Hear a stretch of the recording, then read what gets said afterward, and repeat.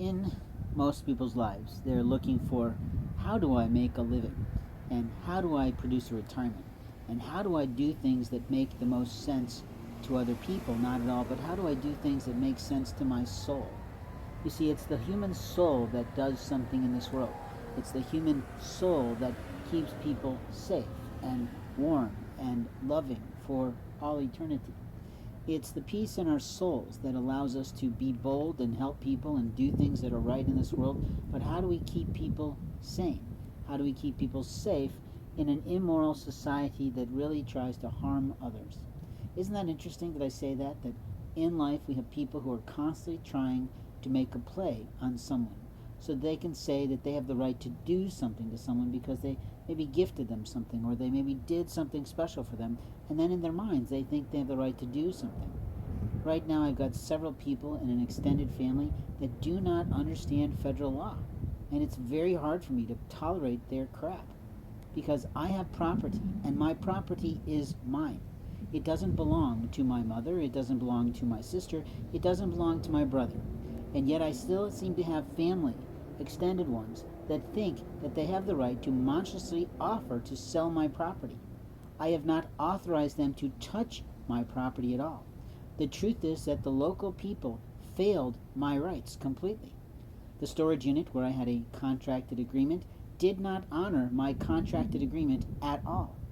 They destroyed my property, they stole most of my goods, and then they decided that they would push on me to get me out of that facility so that then my monstrous extended family could lie about their rights to take it over.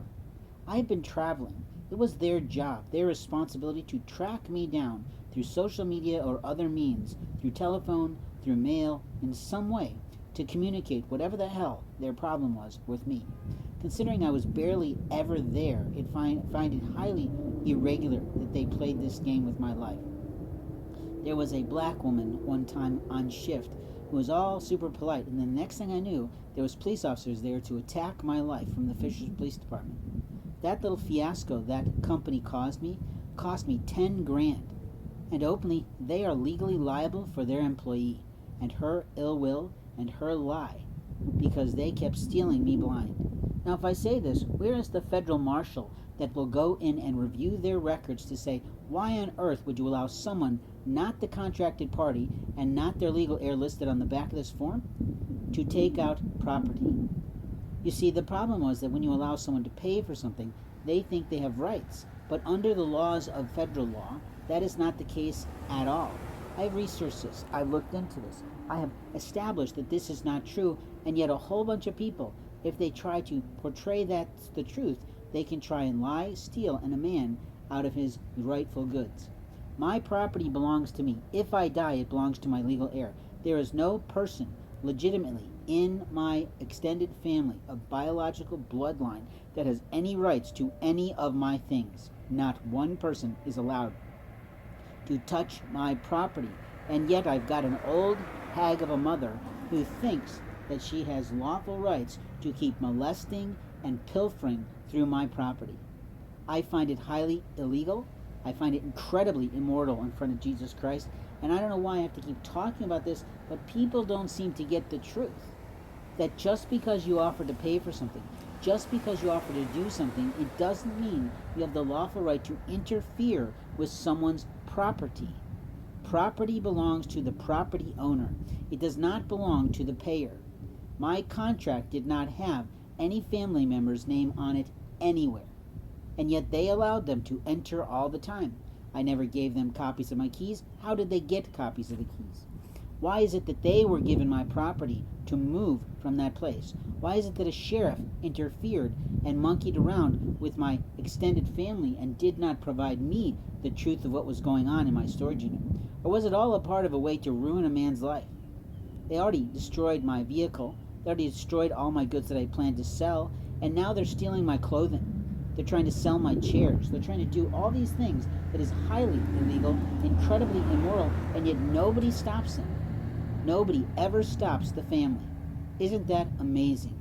That these immoral people don't recognize a man of 50 years old saying, stop pilfering from my goods. My things belong to me, for me and my protege. My protege might be my eldest son. My property might also go to my legal heir or her children. That is what I established long ago. And here's what pisses me off to no end, that I had that established very clearly in a LinkedIn conversation. Yet LinkedIn allowed someone onto my telephone or onto my system and allowed them to delete that conversation.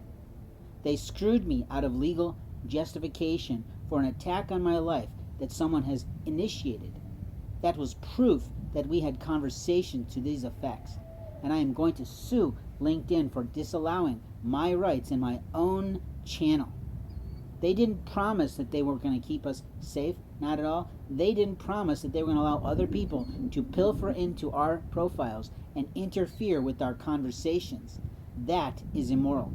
And I don't give a shit what law enforcement thinks of my life or my situation. But for a social media company to continue to harass and attack a man's right to reach out to his legal heir and say, I like you enough to leave my entire life goods, my entire fortune, my entire life insurance policy, which has a pretty good amount when you add it all together, maybe $60,000. But who the fuck do you think you are, LinkedIn, that you have the right to interfere with my lawful right under federal law and moral law to invite a woman to be my lawfully wedded wife? How dare you think you've got rights to do that?